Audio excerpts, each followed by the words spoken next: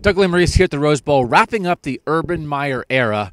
Urban Meyer finishes 83-9 in his Ohio State career. The program 86-9 while Meyer was here. Ryan Day 3-0 this year. So, what's the final verdict?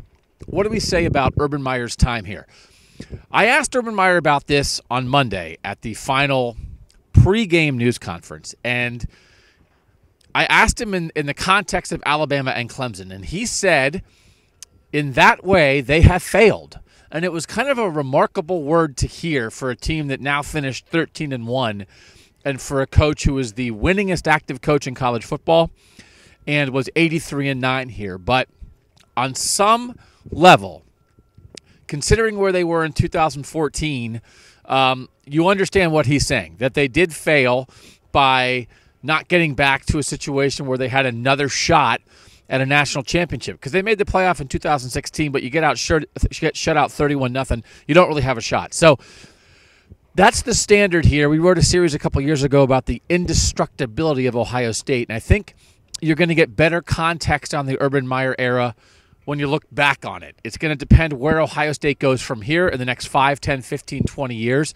Obviously, you're going to look back on this era fondly.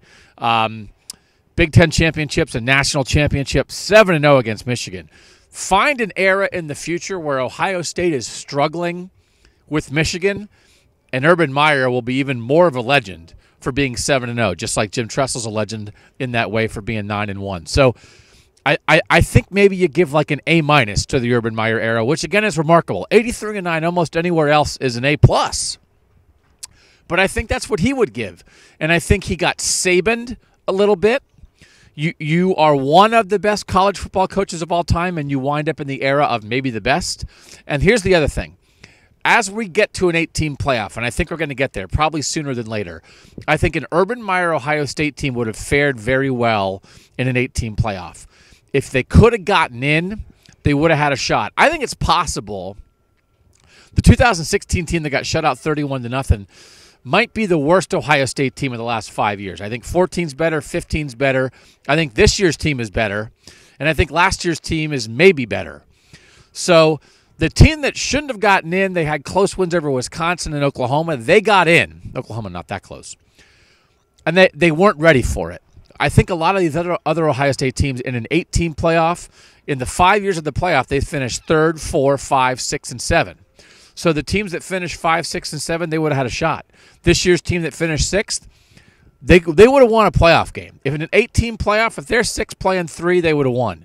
The 2015 team in a playoff, they would have won at least a game.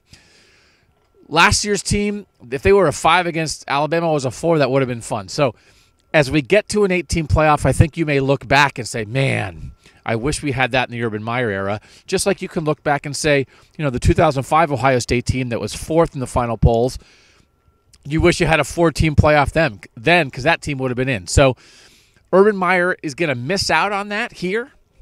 But in the 4-team playoff era, man, they won a lot. I think on this field, when you look at this and you think about what Ohio State did here on Tuesday night, if you're an Ohio State fan, you can only feel good about that. There is no point in having regrets. What I think Urban Meyer himself would say, is that an A, Urban? Do you give yourself an A for these 7 years? I think he'd say A-. And you know what? A-minuses are pretty good. Doug Lesmerises here at the Rose Bowl. Thanks for following all of our coverage. More coming this week at cleveland.com. For now, man, it's the Rose Bowl. This is red and white stuff for the Buckeyes. And we appreciate you guys watching at cleveland.com.